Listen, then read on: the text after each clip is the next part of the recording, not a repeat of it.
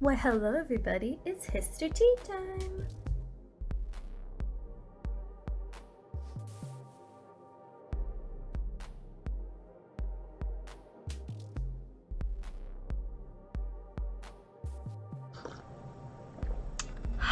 Welcome back to another segment of Histor-Tea time with your favorite historian, me, Miss Mullins. So, today we're going to start with the Cold War. Now, this is going to be kind of a brief overview of the Cold War, and then we're going to kind of go into the modern era, at least a little bit. Not totally, not a whole lot, but mostly the Cold War. Alrighty, let's get started. Okie dokie. So the Cold War encompasses quite a few things. We have an arms race, the space race, and the Cuban Missile Crisis. Now we have various leaders in the background. Don't worry, we're going to talk about all of them. Alrighty, so we're going to begin with the end of World War II. There were a lot of important changes. One big one was the United Nations was created, which replaced the League of Nations.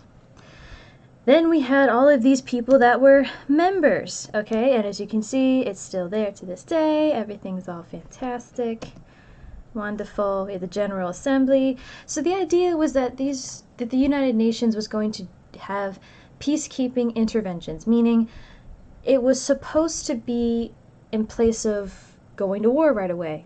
We're supposed to be able to kind of all come together as a big executive council, a General Assembly, everything in between, and not go to war. We're supposed to be able to talk things through, see if we can't come to some compromise. Now, the United Nations created a Jewish nation called Israel, which set off a series of wars with the Arabs in the Middle East. So this was right after World War II. Essentially, it was because of the mass persecution of the Jewish people, and so they wanted to give them essentially they wanted to give them the Holy Land back. Alrighty. So as we see here, we have an amazing little map that shows you all the different territories and when it was occupied by different people. It's fantastic. Okay, moving on. Now, the United States occupied and helped rebuild Japan.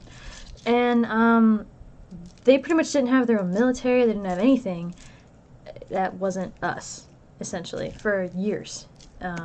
Like decades, actually. So, yeah, it was kind of intense. Now, the end of the war inspired independence throughout Africa and Asia called decolonization. So essentially, colonization was when we had European countries come over with their whole imperialism drive, and they were taking, different areas and different places, and they created colonies for their own people, for their own European nations. And so then after World War II ended, these countries were like, you know what? We kind of want to do our own thing. So this started the whole process of decolonization. Now, one of the most important changes after World War II was the beginning of the Cold War. From 1945 to 1991, the United States and the Soviet Union entered an era of distrust and hostility known as the Cold War. The reason why it's the Cold War is because it wasn't, a battlefield like the idea of World War I and II. It was different. And I'll explain everything. It was a different type of war. The United States and Soviet Union were the superpowers that rose up after World War II ended, and they were rivals who dominated world politics. Now, I want to make one thing clear. When we talk about the allies from World War II, we never really considered Russia or the Soviet Union a serious ally. It was just simply, you're the enemy of the big enemy, which was Hitler, so we're going to work together. That's kind of all it ever was.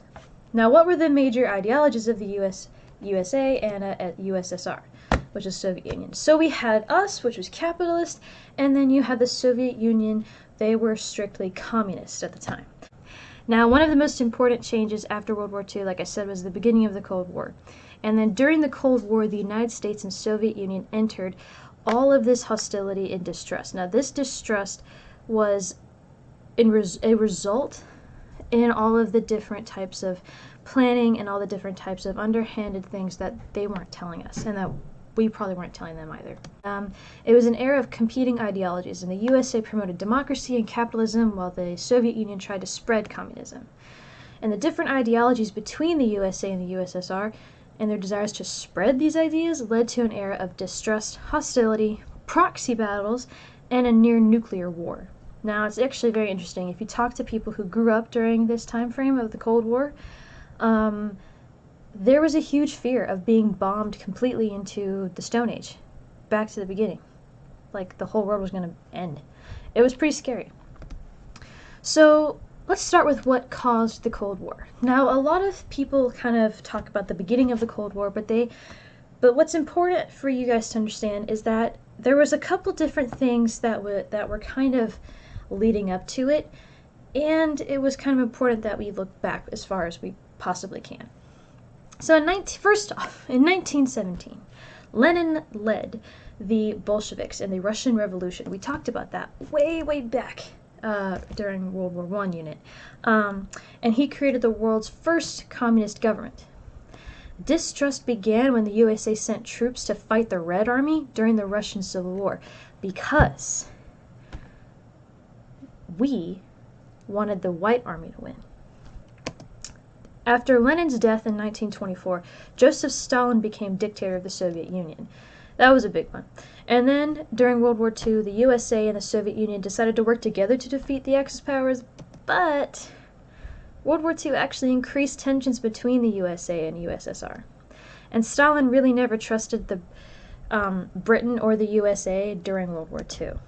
The Manhattan Project gave the USA a huge monopoly on nuclear weapon technology. Now, if you don't understand what monopoly means, all my econ kids should if you ever watch this, but a monopoly is when there's no other company, there's no other person that has the exact same product that you do and therefore can compete with you. You have the one and only kind of your product, and there is no competition.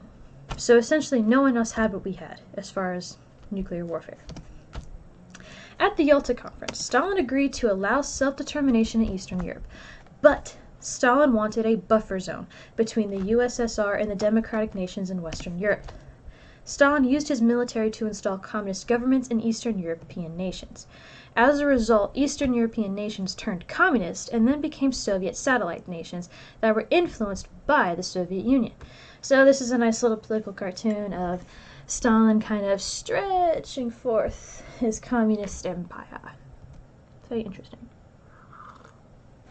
Now, in the years after World War II, the USA began to view Stalin as a new Hitler, a very dangerous dictator who wanted to take over the world. By 1946, just a couple months, honestly, probably, yeah, I won't say a full year, because technically it ended in 1945, but this wasn't a full year. Europe was divided by an Iron Curtain that separated democratic and capitalist Western Europe from communist and totalitarian Eastern Europe. So we had capitalism over here, and then we had communism and totalitarianism over here. The U.S. created a foreign policy called a containment idea to stop Soviet influence and the spread of communism. This is going to lead us into a lot of things later. When the USSR began to pressure Greece and Turkey to turn communist, the U.S. created the Truman Doctrine, which was promising economic and military help to any nation threatened by communism. The Truman Doctrine worked, and neither Greece nor Turkey fell to communism. Bam. Now, there we go. Here's another picture to kind of show you. We have different pressure from the Soviet Union because it's such a big location, and it kind of borders a lot of these places. The European nations had a difficult time recovering after World War II, which led to fears of communism in Europe. Because if you look at communism and the way it started after the Russian Revolution, it was kind of almost done as like a band-aid solution to kind of try and fix what like 300 plus years of czars did to Europe. Or not Europe, but Russia. And so it was essentially kind of a quick fix. It's like instead of having the rich and then the starving, everyone's just going to be the same. Well, okay, that might work for some people, but what about others? You know, there's no individual. It's just the Soviet state. And that's it. It doesn't matter what your innovation is, or what your independent idea is. It doesn't matter. If it doesn't benefit the Soviet Union, they didn't care. So that kind of didn't really do much for them. And so it was a big fear for a lot of nations trying to recover after World War II.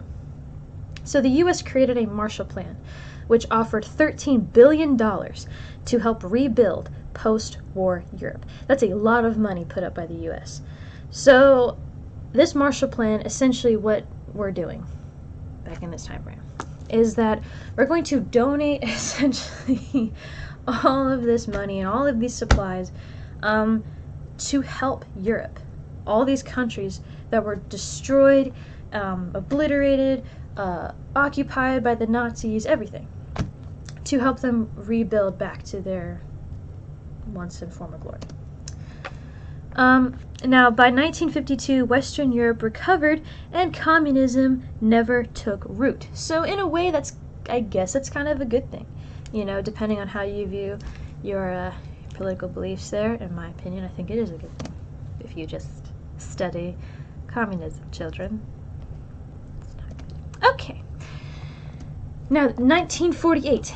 The Soviet Union used military force to turn Czechoslovakia to communism. This led to fears that Stalin would use similar tactics in Western Europe. Now here's Czechoslovakia, right here, and people were starting to get afraid that he was going to push even further west and try to make everybody else turn to communism. In 1949, the United States formed the North Atlantic Treaty Organization, commonly known as NATO, a military alliance among democratic countries in Europe and North America. Now, at the end of World War II, Germany was divided into zones occupied by the USA, Britain, France, and the Soviet Union. Berlin, the German capital, was also divided, but located in the Soviet zone. In 1948, Stalin tried to turn all of Berlin communist and ordered the Berlin blockade, which shut down all ground transportation to West Berlin. In response, the U.S. began the Berlin airlift. So for 11 months, the U.S. and British planes supplies landed in Berlin to bring food, fuel, and supplies. So this was a huge thing. Okay, so from June 1948 to about May 1949, Allied planes took off and landed every 3 minutes in West Berlin. On 278,000 flights, pilots brought around 2.3 million tons of food, fuel, and medicine, and even Christmas presents to West Berliners. So, yeah, there's a big effort to try and not let all of Europe become communist. Stalin admitted defeat and then lifted the blockade in 1949. The United States successfully kept West Berlin from turning communist. Now, from 1945 to 49, the U.S. successfully contained communism in Europe. But over the next 40 years, the Cold War intensified as communism spread to Asia, Africa, and Latin America. Now, a little bit later on, I will go more in depth into the effects of the Cold War in Asia specifically, but that's a little later. The Cold War intensified as new nuclear weapons were introduced. We had espionage, which was the idea of spies, increased, and wars broke out in Korea, Vietnam, and Afghanistan. This is a big thing. Okay. Now, Korean War, okay, it all got divided. You had the parallel. And South Korea is technically like one of our little allies. North Korea hates us. Vietnam, we went in to try and stop the spread of communism there. And then, of course, we have Afghanistan. In the early years of the Cold War, 1945-49, they used a containment policy. They stopped the spread, just like I mentioned, with the Truman Doctrine, Marshall Plan, NATO, right? With the Berlin airlift, we have all these awesome things happening to stop the spread of communism. Dun, dun, dun. All the way to 1991, the USA and USSR used a variety of strategies to win the Cold War. Now, when communism spread to China in 49, the USA feared the domino theory and became more aggressive in its efforts to stop communism. So the USA went to war in Korea to defend South Korea from communism. The Soviet Union supplied weapons to the communists in North Korea during the war. The type of indirect fight between the USA and USSR is called a proxy war. So, let's see. Here we go. Alright, so the U.S. monopoly on nuclear weapons ended in 49 when the USSR successfully tested an atomic bomb. So we had the Manhattan Project. That was our upper hand for a couple years. And then the Soviet Union made one too. So the Soviet development of the atomic bomb led to a nuclear arms race between the USA and Soviet Union. In 1952, the USA tested the first hydrogen bomb, which is 1,000 times more powerful than the atomic bomb. The atomic bomb is what we dropped on Nagasaki and Hiroshima. This was 1,000 times more powerful than that. And you've seen pictures and photos of the absolute just rubble that was left. Barely even that from the atomic bomb. Okay, so the Soviet Union responded by detonating its own hydrogen bomb in 1953, only a year later. In 1959, both the USA and Soviet Union developed rockets called intercontinental ballistic missiles that could deliver nuclear warheads to distant targets. So I think you can kind of see what's coming up next. Oh, this is a transporter to transport the missiles, of course. And we have the submarine, the Polaris. Alrighty.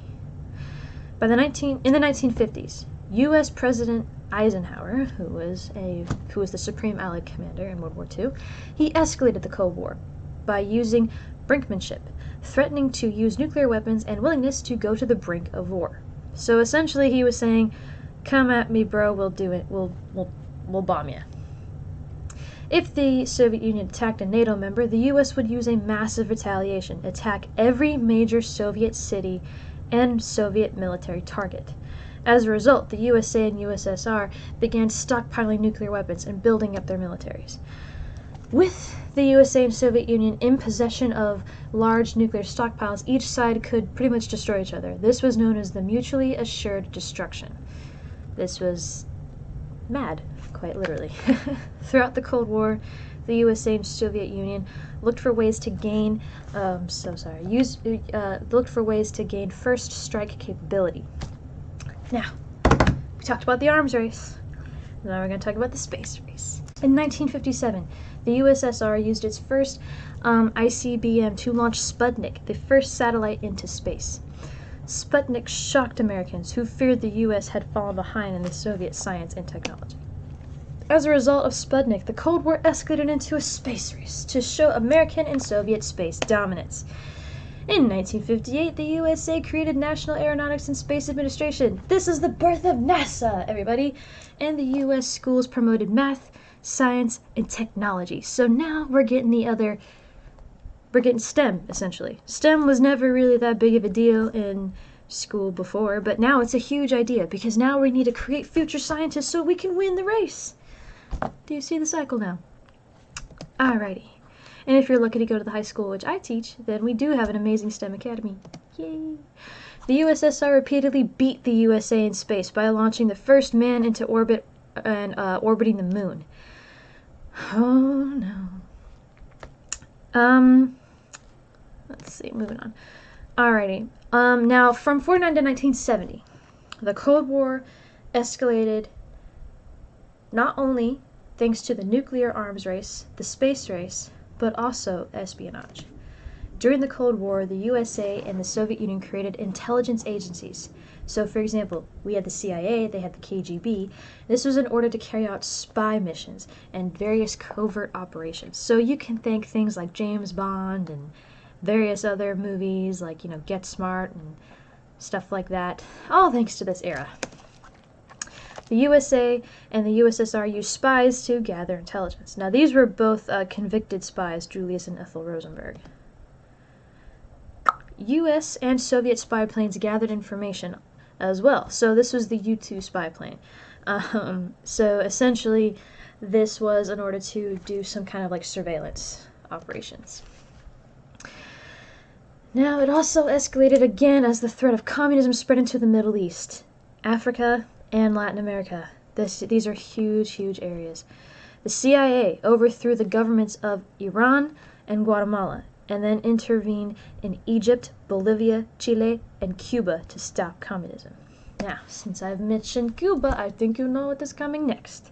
The Cuban Missile Crisis brought the U.S. and Soviet Union to a near nuclear war in 1962. In 1962, my dear children, we were so close to being bombed back to the Stone Age. Now, I think I'm going to stop here because everything else is going to kind of be from an Asian perspective, and meaning the Cold War in Asia. So that'll be a little different. But I hope that you guys have enjoyed your time with me learning a little bit about the Cold War. We'll pick up again, and it should be pretty fun. Well, thankfully we didn't bomb each other to death. That's a good thing. So anyways, I hope you enjoyed this segment of Histor-Tea Time with your favorite historian. See you next time.